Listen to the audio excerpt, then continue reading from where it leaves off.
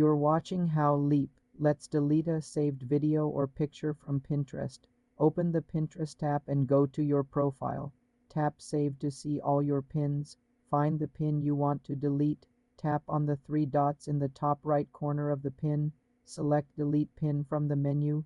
A confirmation message will appear. Tap Delete. To permanently remove it from your saved items. The pin will be deleted from your profile but may still exist on Pinterest if others have saved it. You're watching how Leap lets delete a saved video or picture from Pinterest. Open the Pinterest app and go to your profile. Tap Save to see all your pins.